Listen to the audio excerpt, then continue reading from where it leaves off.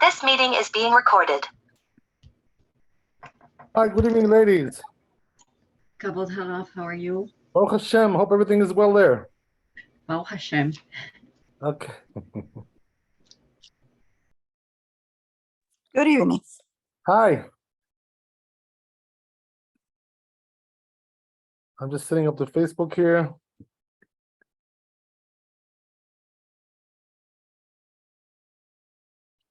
Okay.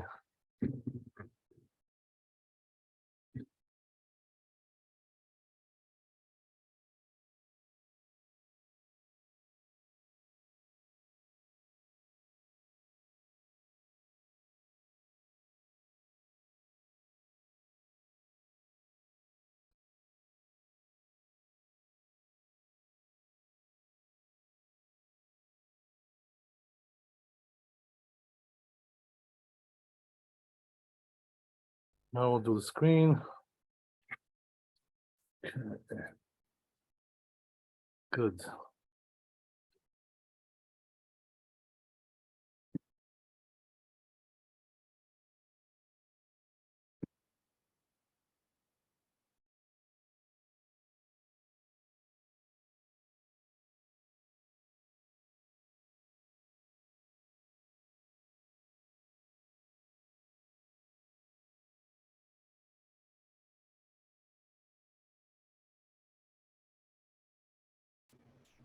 Kabod Harav, did you have the dream? Oh, well, I think I slept on the wrong side of the bed. That's why it didn't happen. Oh, okay. Well, I guess I have to pray for it, and you're married. I'll try to switch sides next time. Okay. Okay.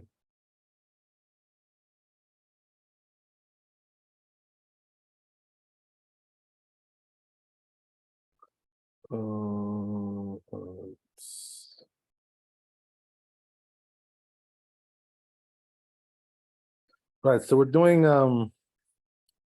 Mem, 40th chapter, Siman Mem, and I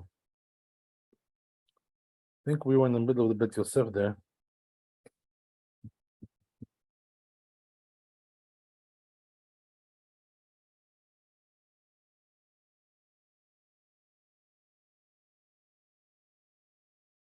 Oh,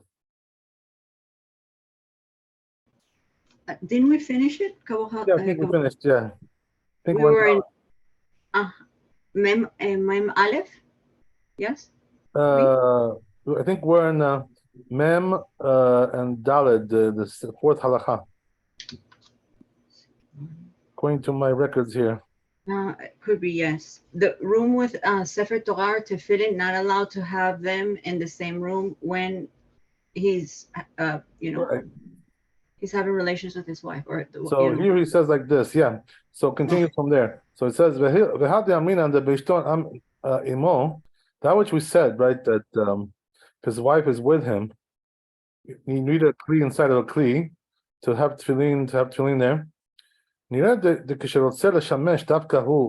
So it says Maran, something important, right? Then when we said that your wife is with you, that only applies if your wife, if you're having relations with her that night. Otherwise, if you're not, what difference does it make that she's there? There's no difference, So the only thing is if you're having actually relations with her, so then you need to put it into a double kli, as we said. One kli inside of another kli, in order to have it covered, the tefillin. But he says, but if he doesn't want to have relations with his wife that night, so then we say like his wife is not with him, she's somewhere else, right? Whatever. She's far off in a distant land. So and he's telling, well, and you should say the and he said that even though she doesn't really have one of relations with whatever, he doesn't want to have relations with her that night. Maybe since his wife was with him, by kli, maybe it still requires a kli inside of a kli. Why? Because we're concerned maybe he'll change his mind and decide to have relations with his wife, right? So then he'll forget that he has tefillin there. So if so, when it says in the Braita, that when the house has Sefer Torah, or tefillin, asur l'shamesh bo, you're not allowed to have relations there. Et amita, you're not allowed to have relations ad sheyotziem until he takes it out. Litne asur liot ishto imo. Then it should teach like this, right? That you're not allowed to have your wife with you. B'mita in the bed. Rather, it must be like we said, right? That you can see from the language here that the proper way to see it is like this: that only if you're having relations with her that night. Otherwise, there's no prohibition to have the tefillin there in the room at all. Except, right, when we unless you're, sleeping on top of it, right? Whatever, as we said, right? It's on your bed. Otherwise, there's no issue whatsoever. I thought that having relations with your wife was a mitzvah. Oh, yeah, good. Okay, so all right. So then what? So what's the question? What's the punchline? Oh, I don't have one. It's just Okay. Well, the truth is, it is. I mean, you're right. It is. yeah. But here's the thing, right? That is actually, the question you're asking is a nice fundamental question.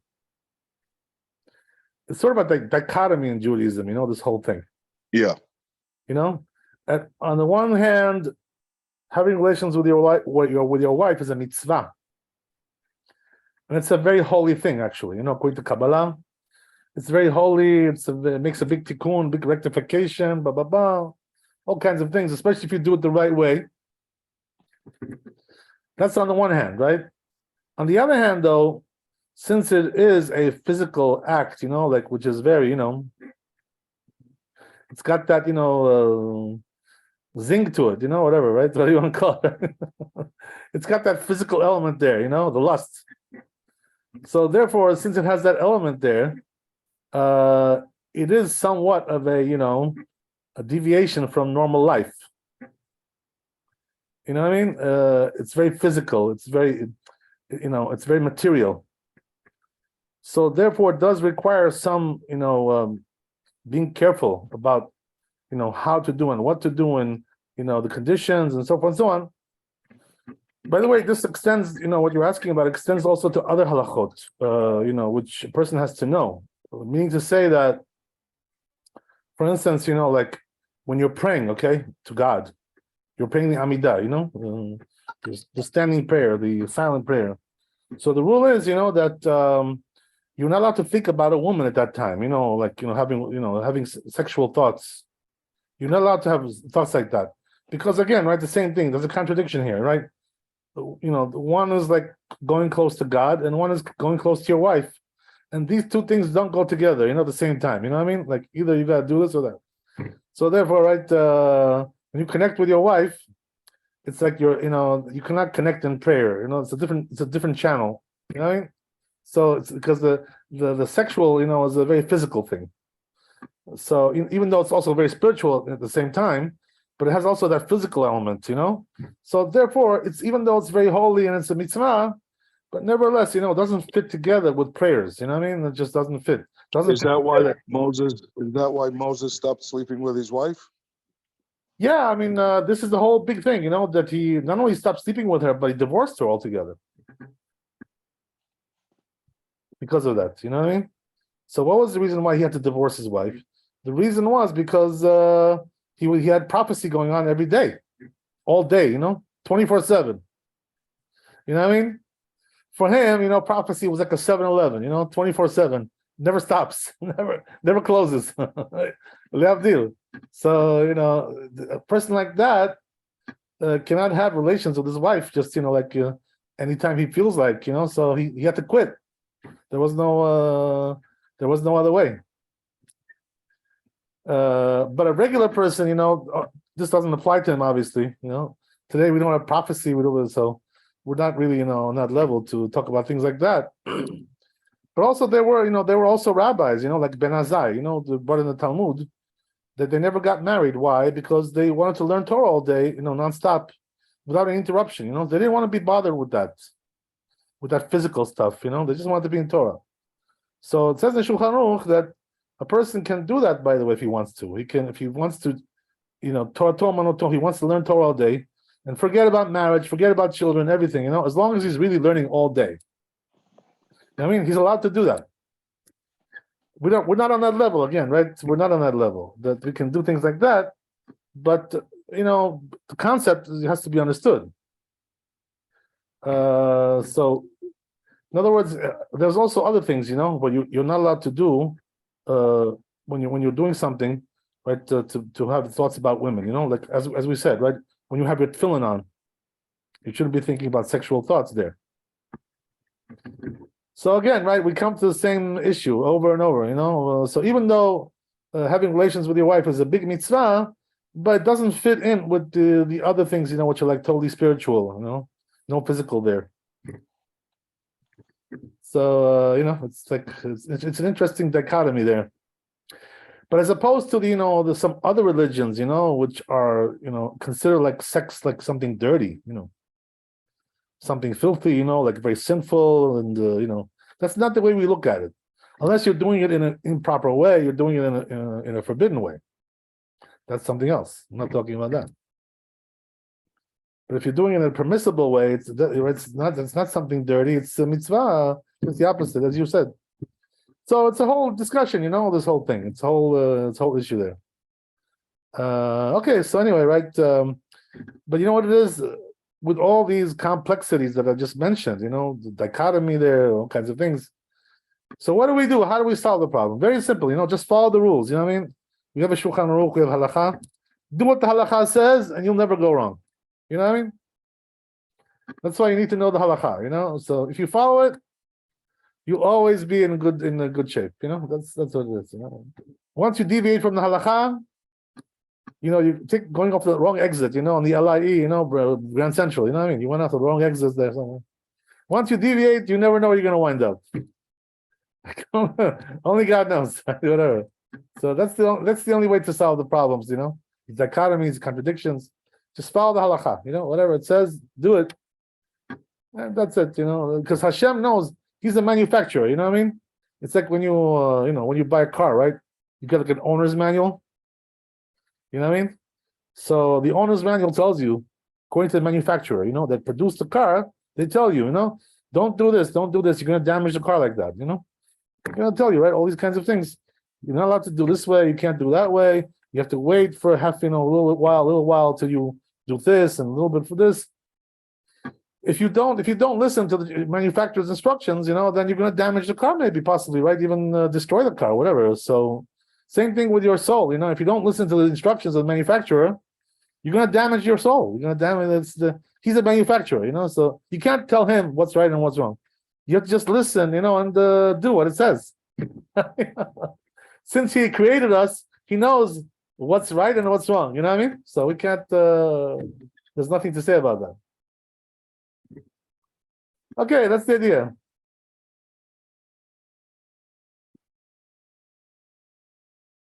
Very good. So, let's see the Shulchan Aruch. I think, yeah, we're going to see Shulchan Aruch Dalet.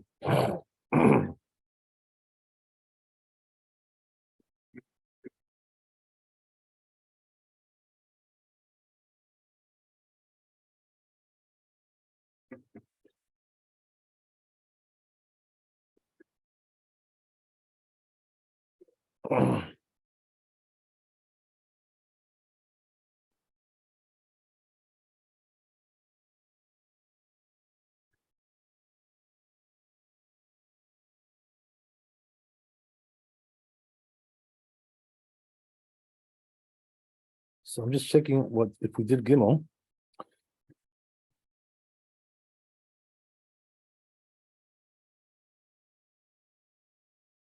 Yeah, we did Gimel. So let's go straight to Dalet. Oh Hashem, we did that one. So it says in Dalet like this: Ishto imo b'mita. If his wife is with him in the bed, but he doesn't want to have relations with her. So we consider that like his wife is not with him, just whatever.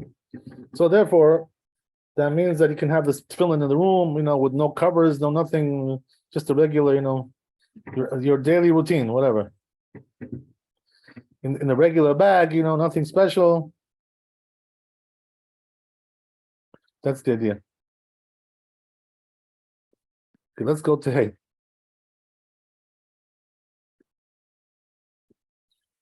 So, right, he brings here the Bet Yosef, the tour that we already read. It says, if you put it on the bed, on your side, right, next to your side, says Rabbeinu Yonah, he says, we go stringent on that, but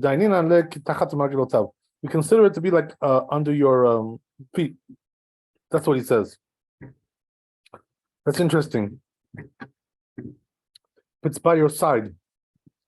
So we'll see how the Shulchan Aruch paskins here. That's very interesting.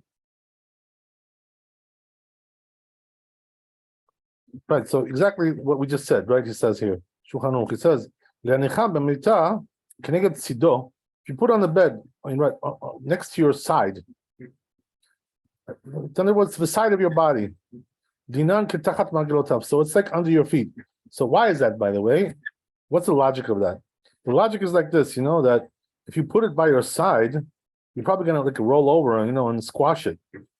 So that's not exactly the very respectful thing to do, So you don't want to have it, want to have it by your side when you're sleeping in the bed. You know what I mean? Not respectful. So therefore, what is respectful? If it dafka has to be on your bed, right? Like you don't have any other place to put it besides the bed. But Baruch Hashem, today we have other places, in the room. We have a couch, we have a dresser, we have drawers, we have a closet, all kinds of places we have. You can put the tefillin anywhere you want. But, in those days, like, just basically like a bed, let's say, they had nothing else there. So there was no closets over there in the old days. So, what do you call it? So, where should you put it if you have no place but the bed? By close to your head, right? That's more respectful, The head is the place where it's a respectful place of the body, and therefore that's the place to put it. And as we said, right, not under your head directly, but to the side of your head or top or whatever, it's good. That's what he's saying. Okay, if you have any questions, let me know. Otherwise, we'll go on.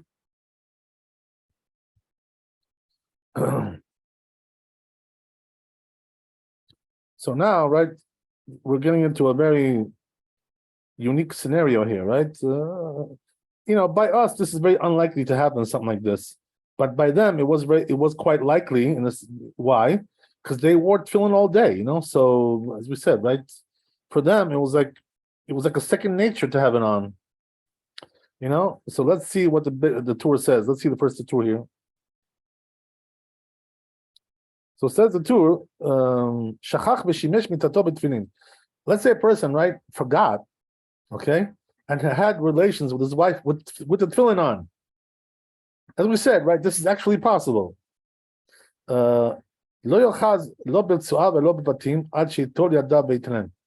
says, don't touch the straps or the capsules until first you wash your hands, right? Because, when you have relations, your hands are not clean.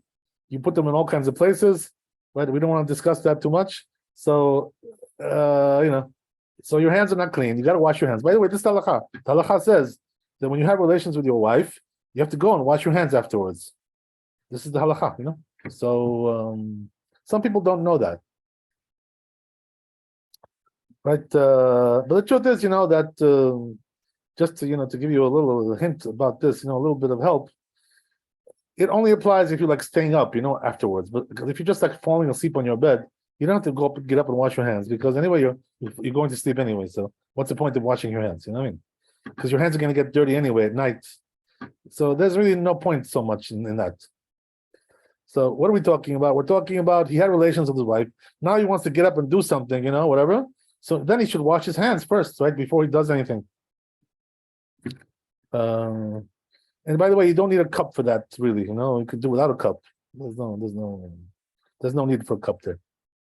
Just under the sink, right? And whatever. Okay, so as we said, right, that this is the way to do it. So then he says, Yashem behen bera'ah keri, What about if he slept with his tefillin, right? He fell asleep with his tefillin on, right? By the way, this is more common. Even in our times, this happens to people, They're sitting, somewhere in the shul or in the house. They had that tefillin on, and they fell asleep. They dozed, dozed off. It happens quite commonly. So what should he do? So he says, if he fell asleep and he says, Yashen behem b'ra'ah keri, and he saw a seminal emission, he had a wet dream, one of those things, right? Ochez b'tzua. So what should he do? So he says, take the strap and remove it from but he says, don't touch the capsules, right? So why is that, by the way? Why is it better to take it off with the straps than to take it off with the capsules directly? Because since your hands are now, you just had a seminal emission, so you're not really so clean. You know what I mean? So therefore, it's not proper to touch the capsules because the capsules are more holy than the straps. It says in the Mishnah Berurah, by the way, about this, that what's the difference between the capsules and the straps? The capsules are holy from the Torah, and the straps are just like, from more like a lower level of holiness, rabbinical, something like that, or whatever. I'm not sure if it's rabbinical, but it's like a secondary, kind of holiness, whatever. So, secondary. In other words, it's like an accessory to the tefillin itself. It's an accessory to the capsules. But it does have holiness anyway, the straps, as we mentioned already. But, right, the capsules are more holy, so therefore take it off using the straps. This is not the usual way that we take it off. So he says, so what about if a person is going into a meal, right? He's eating dinner, eating lunch, right? Whatever.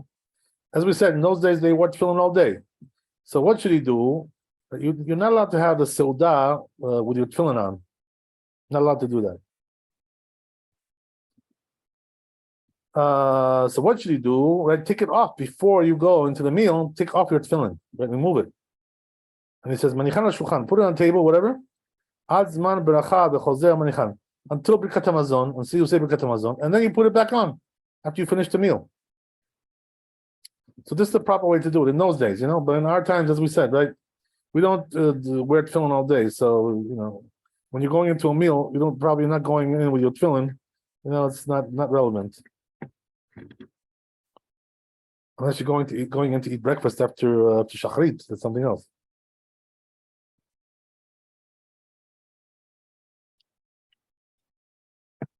So why isn't a person allowed to have a seudah with his tefillin on? Because he may come to pass some gas there, Then you're not allowed to do that with tefillin on. That's the reason why. You can have a little snack, by the way, with tefillin. So what's a little snack, right? Like less than an egg size of bread or mezonot is allowed. But more than egg size, up to egg size is allowed. More than egg size is not allowed because that's already like, something substantial. So if you're having like a sandwich, let's say, right, you should take off your tefillin. You cannot have a sandwich with tefillin on, or some kind of a piece of cake, or, something like that. You should not do that. But you're having a couple of, pretzels, 1 or 2 pretzels.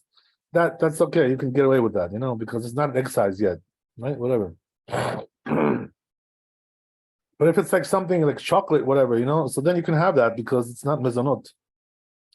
So let's say you want to have a chocolate bar, and there's no cookies in there, so you can have that even if there is cookies, but it's a small amount, not an egg size. So you can have it with the tefillin on. If you need to have whatever something to get you by. Okay, good. So let's go on to Shulchan Aruch here. This siman is finished.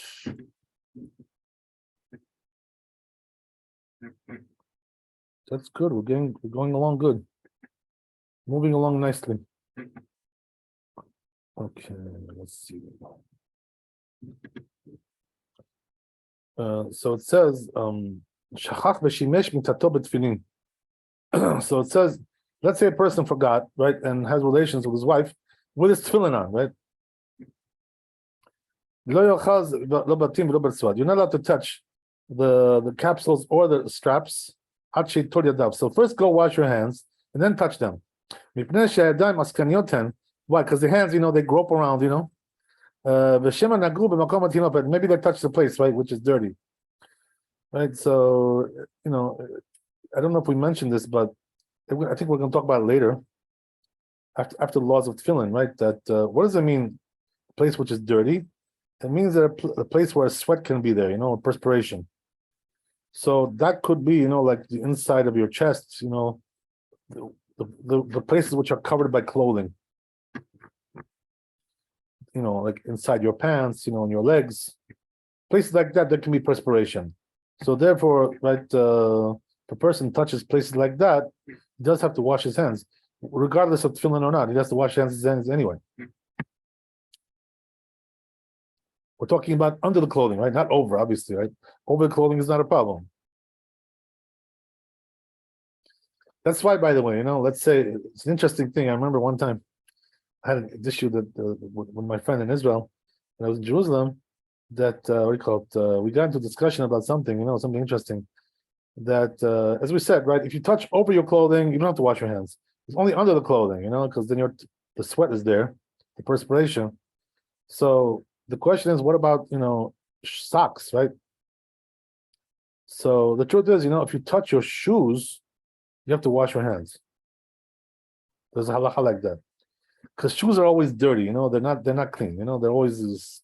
There's always got some stuff there, especially in those days, by the way, because in those days, they didn't have cement, they didn't have concrete, so they always work on dirt floors. So the shoes got very dirty. So shoe was always like a dirty thing. So but what about the socks, right? So the socks, the truth is that the rabbis didn't say about socks that you have to wash your hands when you touch your socks. So therefore, right, if a person is playing around with his feet, and touching his socks only, not the inside, right, he doesn't have to really wash his hands. There's no reason for that. Okay, good. So let's go on. So we'll go to the next one, which is above, right? When I said, by the way, we finished a chapter, I meant we finished in the tour, but we still have more Bet Yosef to do in Shulchan Aruch. The two were done. Okay, so it says like this, right? Shachach v'shimesh mitato b'tefillin. Lo yochaz lo b'tzuah. We already did this. We did this one. Right. Let's go to Zayin. Yesh behem yashen behem b'ra'ah keri ochez b'tzuah. Right. So this one, yeah. As we said, right, that if a person, yeah, we already did this like in the tour, but now we're seeing in a Bet Yosef. It says, right, if a person slept with the tefillin and he saw, right, seminal mission, he had a wet dream, whatever. Gam zeb b'raita sham. It's also over there in the Braita. Pirush Rashi. Rashi explains, tzarich lesalkan merosho be'od hakeri alav. So Rashi says you have to remove it from your head, right? What, even when the semen is still on his body, right? Klomar the ilu achar shekanach ginech hakeri, because once he wipes it off, right? Afa pi shehu tameh, even though he's impure from that, mutar le'nicham, but you're allowed to put tefillin anyway. Right? Once you clean yourself, there's no prohibition, right? Like it says in Gemara there, implied there. So it says, what's the reason why they allowed you to touch the straps? Because we're not really so concerned that they touched a dirty place. In a case where you had a seminal emission, because all you did was like you just fell asleep, right? But it says, nevertheless, since it's possible to remove them with the strap, not touching the capsules, so therefore we don't allow you to touch the capsules. And it says, alternatively, I can tell you, because this is the reason why they allowed him to touch the straps, because before washing his hands, so it's better to do that than to wait until you wash your hands, because then you're like, you have the semen on you, and longer. So it's better to take it off before that. That's what it's saying. Okay, so this was Zayin. And we had Vav also.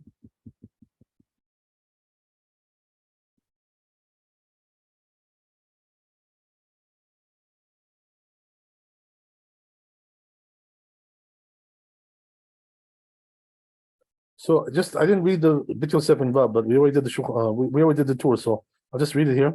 So it says like this, right? That regarding the person, as we said, forgot and had relations with his wife with tefillin on, right? So as we said, right, don't touch the straps and don't touch the capsules, nothing. What should you do? Go first and wash your hands. Braita beperkei Yashen, right? It's over there in Braita, Sukkah Kaf Amud Bet. That's where it says this. It concludes over there. Because the hands grope around, during the relations, whatever. And Rashi explains, but maybe they touch the place which is dirty. As we said, right? What does that mean? The place which has the perspiration. Okay, good. So let's see the Shulchan Aruch. We have two to do, I think. Two Shulchan Aruchs here to do.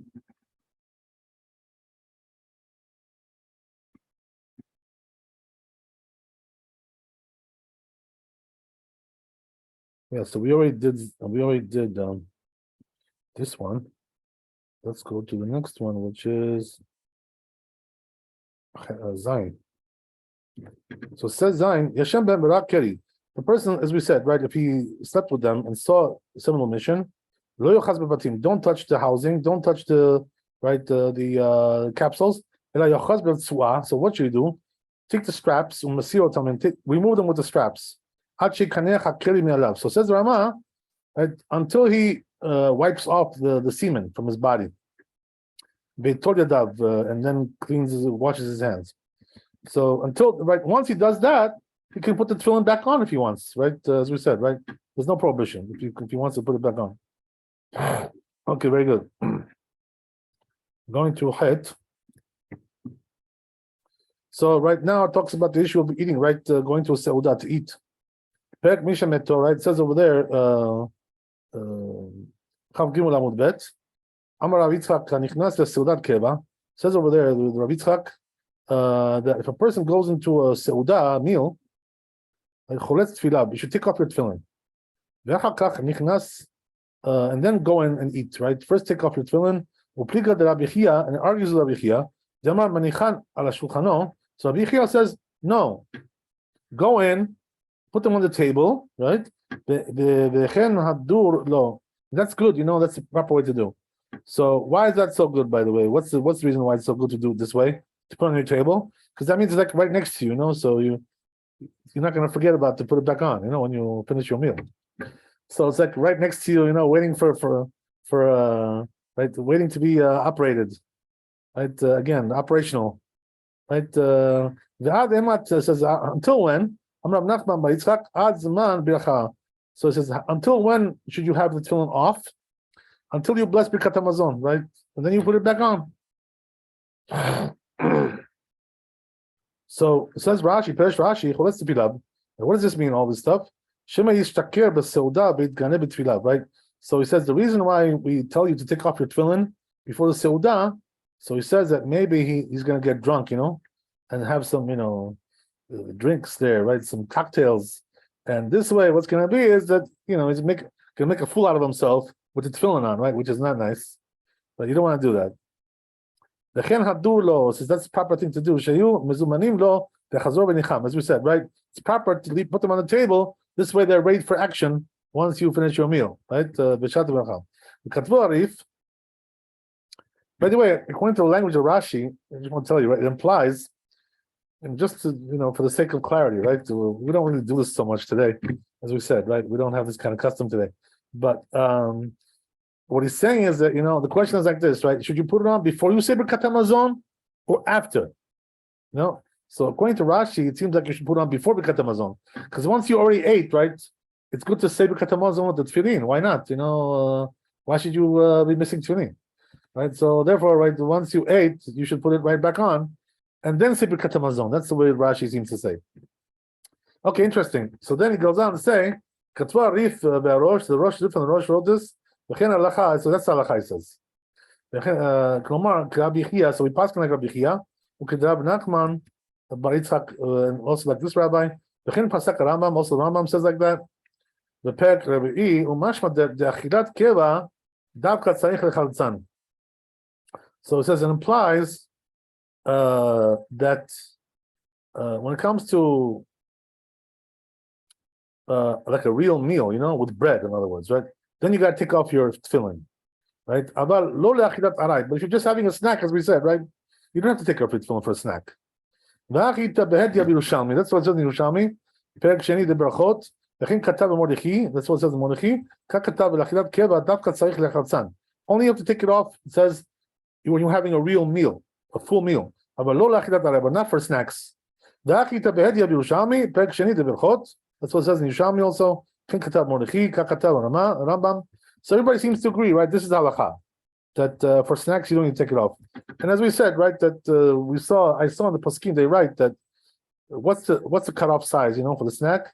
Like until egg size is considered to be a snack, and after bigger than that is what considered to be a meal. So what am I talking about? I'm talking about bread, right, or cake, something like bezonot. If you're having more than that, it's already a meal. So therefore, you should take it off. But if you're having just up to an egg size, you don't have to take it off. Okay, so we're finished with Bet Yosef. Let's see the Shulchan Aruch, and we're done with this chapter.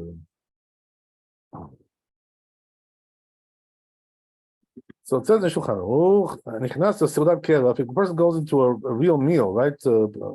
What should he do? Take it off and put it on the table. Until the blessing. And then he goes back and puts them on. But for a snack, he says, you don't have to take it off. As we said, right? This is the halakha. Okay, very good. So let's go on to the next chapter, Mem Aleph. We're moving along at a nice pace here. Okay.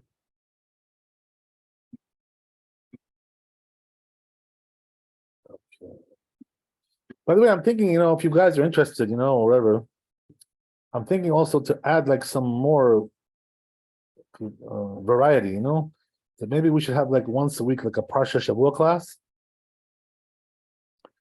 And, some things like that, whatever. If you guys are interested, maybe we should do that. Yes. Yeah. Yeah, like something a little bit lighter, like me and David used to do in the old days. Remember the good old days, David?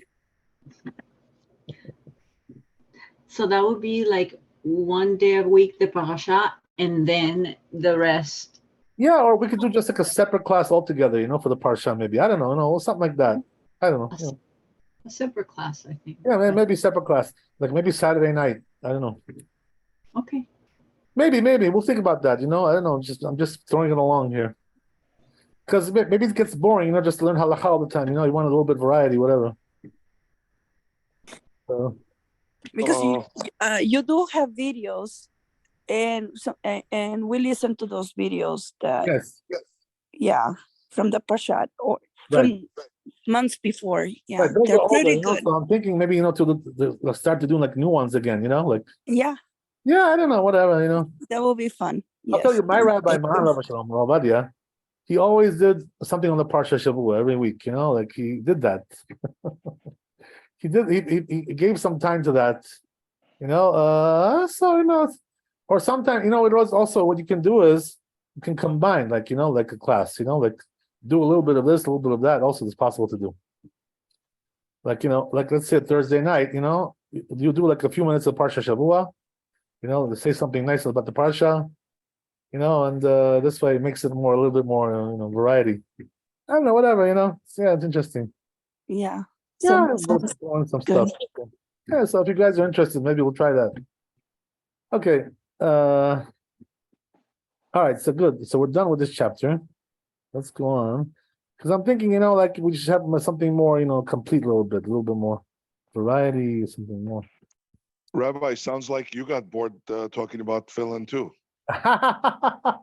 You're so funny. Oh my God. No, the truth is, that I personally, I'm a halacha guy, Yeah. I never get bored of talking about halacha, but I'm thinking really more for you guys. You know what I mean? Well, yeah, I mean, that can Yeah. get very, not, anything in life, whether it's Torah study, whatever, when Right. Right. Yeah, you have to some variety sometimes. you have to mix it up. Otherwise you can go insane. Yeah, I agree with you. It's something funny that my one of the sons of the rabbi told me, my rabbi, he says that Yeah. one time that he was with him in a certain, class that he was giving.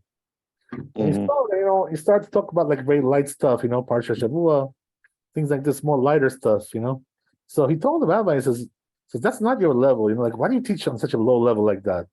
Like you're a big, big genius, talk about more technical stuff, you know what I mean? Get into more. So the rabbi heard what he told him, the son. So he told him, he says, if I do that, he said, I'm going to tell you, people are going to start like falling asleep, in my classes. If I get There you go. But I must admit, I did learn things I didn't know about the tefillin. So, Of course, So what happened was, he says, next time, you know what? He says, next time we do the class, we'll try something very technical. But this is like more technical than what we're doing here, even more, right? So he tried something really technical, So all of a sudden he sees, right, the people are falling asleep, like whatever. So he told his son, he says, I'm surprised I'm surprised our lady members didn't fall asleep with this one. well, they're the most excited ones. So what do you call it? They're doing better than the guys. So what do you call it? This is a woman's generation, They're the ones who are advancing, What can I tell you? So anyway, right? So the rabbi, told him. He says, see what I told you last week. He says, you see now what happens when I get too technical? People start falling asleep. That's what happens, So he says, that's why I don't do that. Yeah. So that's one of the great things about my rabbi. You know what it was, that he knew how to come down to the people. Like to speak in people's language. That people can understand. Because once you start getting very technical in halacha, it can become like really complicated. Like really confusing. Like even more than what we're doing here. Like a lot more. So that's what happens. Yeah. I believe that videos that Bruria shared last time, it helped me a lot to learn about the tefillin. Yeah, so of course. pictures Yeah, and drawings. If a person is intellectual, smart person, the truth is he understands the value of halacha, very, very much. That's very true.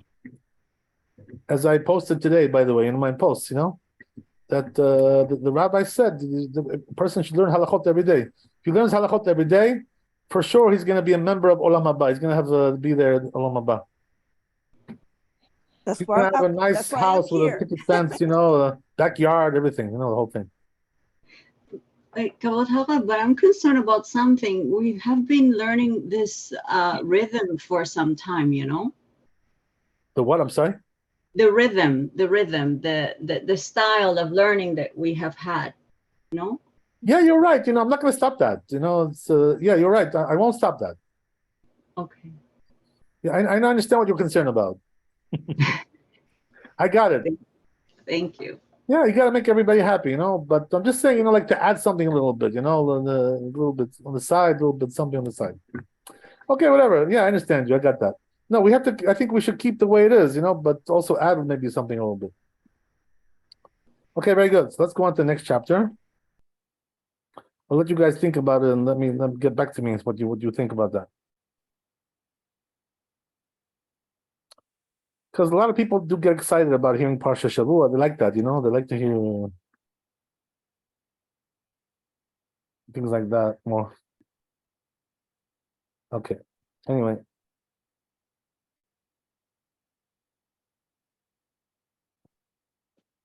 Yeah. What do you say? Would the members, would our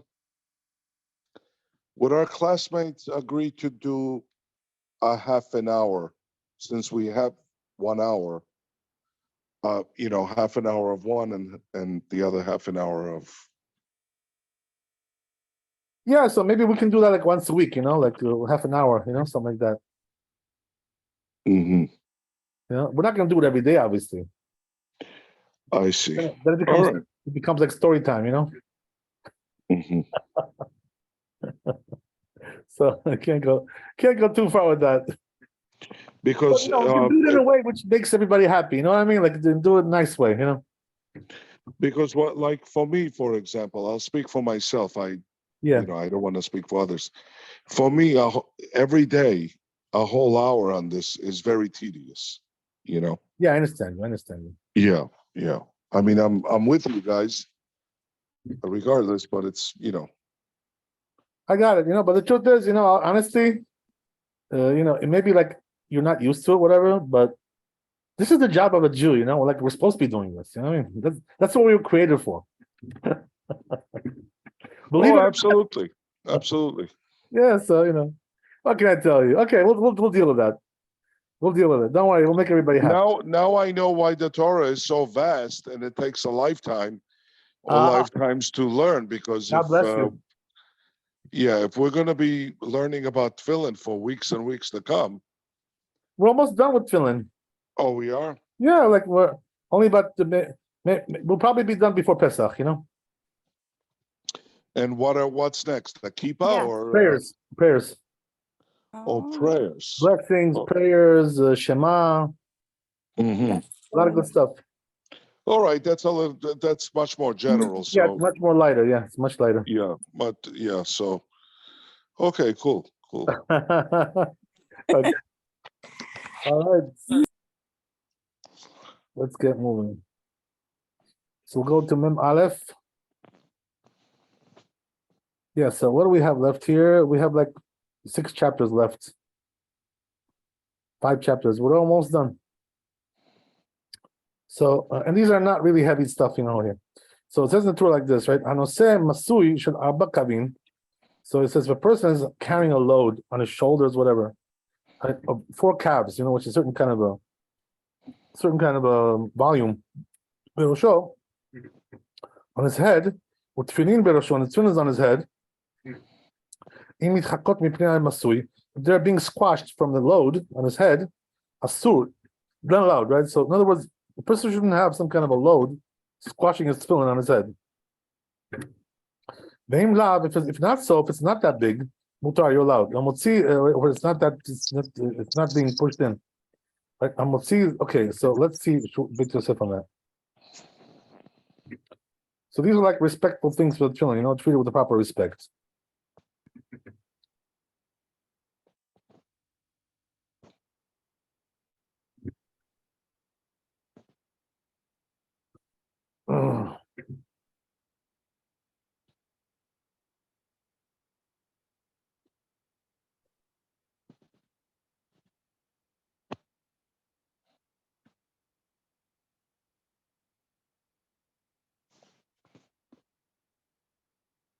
So it says in Beit Yosef, it's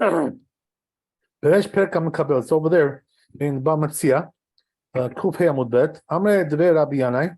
It says the Rabbi Yanai, the school of Rabbi Yanai, the tefillin are bak kavin, right? When it comes to tefillin, right, if you have 4 calves of something on your head pressing down on you, Mahi, right? What's halacha? The Tanya, we learned that Braita, Hayano Sem Masui ala Rosho.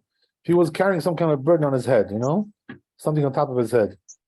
Im tefillah v'tzotzot asur. So if his tefillin is being squashed by that, it's asur. If it's not being squashed, mutar, it's allowed. You can do it. Be'ezeh masui amu. What kind of weight are we talking about? Masui should arba kavin. This weight, right? 4 calves. Tane Rabbi Chia amotzi zevel al rosho. So Rabbi Chia says something else, right? The person is like removing all kinds of waste products, you know, excrement on his head. With tefillin berosho, and the tefillin is on his head. How does that lo yisabkem letzadin? So you shouldn't move it to the side. And also don't tie it with your hands. Shehu noheg behem, that he's riding with them, leading the animal. In had bizayon, because if he does that, right, he's doing a disgrace to the tefillin. He's disgracing it. Aval koshan al zero. So what should you do? Tie them on your arm. On the place of tefillin. Mishum Rabbi Shila amru. They said the name Rabbi Shila. Afilu mitpachot shenahen. Asur leaniach al rosh. So it says even you can't even put the the handkerchiefs, those handkerchiefs that cover it, the tefillin, you can't even put that on the head. Sheesh bo tefillin, that which we have that there's tefillin there. Kama amar kama, how much? Amar Abaye riv'ah, the riv'ah, the fumadita. So Abaye says this amount, right? Rashi will explain now. Rashi explains rotzitzot. What does that mean? Rotzitzot mitmachot dachat hamasa. That means the tefillin is being squashed by the load. If it's not like that, let's say either it's lighter than that or it's just not placed on that. The tefillin, right? What kind of load are we talking about? It's called squashing. Riv'ah de riv'ah, right? That's the what does that mean? Ravia litra de bar mu'at. It says it's a quarter of a litra, right? Which is a little bit. So it says apparently it implies the hadamu mishum Rabbi Shila, that which we said in the name of Rabbi Shila. Kliga the Tane Rabbi Yanai. It argues with this rabbi. The Tane Rabbi Chia, and also what this rabbi said. Rabbi Shila, and we hold like Rabbi Shila. That's halacha. Mishum de Abaye de Batrahu, right? So it says because he was the final rabbi, that, the latest rabbi of that generation. Mashma de Sfira kevate. So that means he holds like him. Since he explains his words. Also Rabbeinu Yonah says also agrees with that. Perek mi shemeto. V'zeu dat Rambam. Also Rambam agrees with that. Shkatav b'perek Dalet. He writes in Perek Dalet. Hanoseh masui al rosho. The person is having a load on his head. Choletz tefillin, takes off tefillin. Shel rosh, of the head. Ad she'asira masui, until he removes the load on his head. Afilu mitpachat asur le'aniach al rosh. You can't even place a handkerchief on the head. Sheyesh bo tefillin, which has tefillin on it. Right, so even a handkerchief you shouldn't put. About sonef hu with nafto of tefillin. But it says you're allowed to put your turban, right? In those days they had like turbans on, whatever. These hats, whatever, Middle Eastern style. You're allowed to put down your tefillin, on your tefillin. These two rabbis, they're from the Rosh, Rilchot Tefillin and the words of Tefillin, Katvu, they wrote Divrei Rabbi Shila, the words of Rabbi Shila, the Katvu, Gam Divrei Rabbi Yana, but they also wrote the words of Rabbi Yana. The Divrei Rabbi Chia, and also these three rabbis. The Rabbeinu Yonah Katab. So Rabbeinu Yonah says, Tema writes a wonder. Who al Arif? Why does he bring all these opinions? Right? Shabi Abraita Shel Mala, Bezem Masui Amru, Masui Shel Arba'a Kamin. They said what load are we talking about? The load of 4 cabs. So he says, here he paskin halacha like Abaye. Nechuma, stringent. That even a little bit, right? Half a litra. So it seems to me, so it seems to me like this, he says that what? That really Rabbi Shila and Rabbi Yanai, right? Rabbi Chia, there's no argument between them. There's no machloket. The if not so, they shouldn't have written all the words of all of them undefined, right? Without any attribution. Without passing the halakha like one of them, to say the halakha is like this rabbi. Why didn't they do that? So it seems like there's no reason to pass in halakha. Why? Because we go like all of them. So we'll see now how that works. You have to understand how that works, right? How do we go like all of them? Rabbeinu Agadol Ma'ariv Yitzchak Wahab says this rabbi Katav Ve'ulai Yesh Lomar She'en Elu HaMa'amarim Cholkim. So also he says, right, that maybe these opinions are not really arguing one with the other. Shema She'amru Anoseh Masui, because that what they said, that you're carrying a load on your head. Keshezeh Ha'ish Noseh Masui Ala Rosho. That means that a person has a load on his head, but Yavad, right, after the fact. So once he already put it on his head, we don't now obligate him to remove it altogether. So if as long as the tefillin is not being squashed, right, by the load on his head, we don't obligate him to take off the tefillin or take off the load. He says it's possible also that even the chatchila, right, the preferred way, there's a differentiation here. Shemisha mishtaker masui מי שמשתכר בזה מזוי, יש לו מקום לעשות זה. So the person who gets money for that, he gets wages. That's his job, you know, to carry these things on his head, right? So then there's room to be more lenient regarding a person like that. That's his parnasa, right? That's his income. Right? As long as the tefillin is not being pushed in, squashed, but not so when a person just puts it on his head for no reason. In other words, he doesn't make money off of that. That's not his job. It's not his parnasa. So then, you know, he shouldn't do it at all. Even we're more stringent about that. So that's what he says. But so it seems to me, it says Beit Yosef, so it's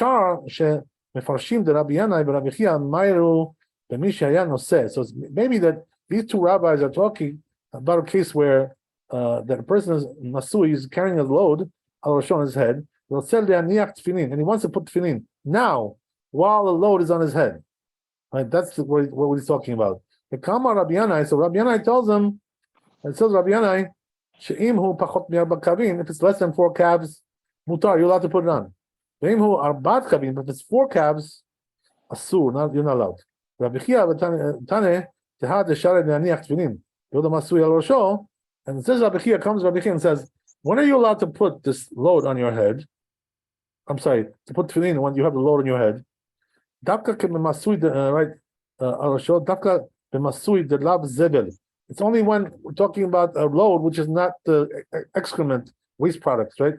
Aval Imhu Motzi Zebel, but if it's waste products Al Rosho on his head. Even if it's a little bit, then you cannot put tefillin on your head at all. Because you're disgracing this tefillin like that. So he's talking about different case, this rabbi. And then now it brings third opinion, right? Rabbi Shila, what about Rabbi Shila? He's talking about a case where the tefillin is already on your head, right? It's already on your head. I'm sorry, I didn't read it. The Kamar the Asur Letetalan, and he says you're not allowed to put on them You're not even allowed to put the handkerchief on the tefillin. Mishum to have a bizayon because it's a disgrace. So it's not the same thing. It doesn't resemble a case where the load was before the tefillin. The shah it's loud. Also, he says we can deduce this from Rashi. Where's the Rashi? He wrote about Rabbi Shila that wrote that you're not allowed to put any kind of load on your head. When at the time when the tefillin is in its place. So it's regarding this, we can even reconcile the words of Rabbeinu, which is the Tur. It says, but some of the books, text that he has, he says like this, that a person who's carrying out excrement on his head, they're not allowed to put tefillin at all. It says according to that text, it seems like the Rabbeinu, the Tur, he explains the from the Rosh. The Rabbi Yanai is talking about the person who puts a load on the middle of his head, but he's not touching the tefillin at all. Then it's less than 4 kavin sharet, so they're allowed. But if it's 4 kavin, asur, you're not allowed to. And even though they're not touching one the other, why? Because when you have that kind of a load of 4 kavin, which is quite heavy, he puts it on his head, because then what's going to be is that the tefillin is getting squashed by that kind of a load. Yilkach says, therefore, Gazuba and Rabbanan, the rabbis made a decree, right? Even if they're not touching the tefillin. And then comes Rabbi Chia, and what to say. That was just rabbi permitted to have a load less than 4 kavin. When it's not touching the tefillin. Bashar Masui with other types of loads. Tafka with other types of loads. But if it's excrement, even a little bit is asur. Comes Rabbi Shila to say That which Rabbi Yanai allows, masui pachot me'arba kavin, less than 4 kavin, hainu dakta kashena masui ala tefillin. Cloud. It's only when tefillin is not the load is not on tefillin at all. But iman masui ala tefillin. But if the load is on the tefillin, then even to put the handkerchief is forbidden. Rabbeinu Yosef El Alexandri. So this rabbi katav b'zeh this is language. Okay, 1 second. Let me just see here. Okay, I guess we'll stop there and we'll continue next time. Because of the Shem. Rabbeinu Yosef Alexandri. Don't forget, that's where we stopped. Alexandri. Okay, very good. So thanks for coming tonight. Laila Tov. Think about what I told you. And be blessed with wealth, health, happiness, all the good things. Chazak Baruch. See you tomorrow, B'ezrat Hashem. Thank you, Rabbi. Well. Thank you.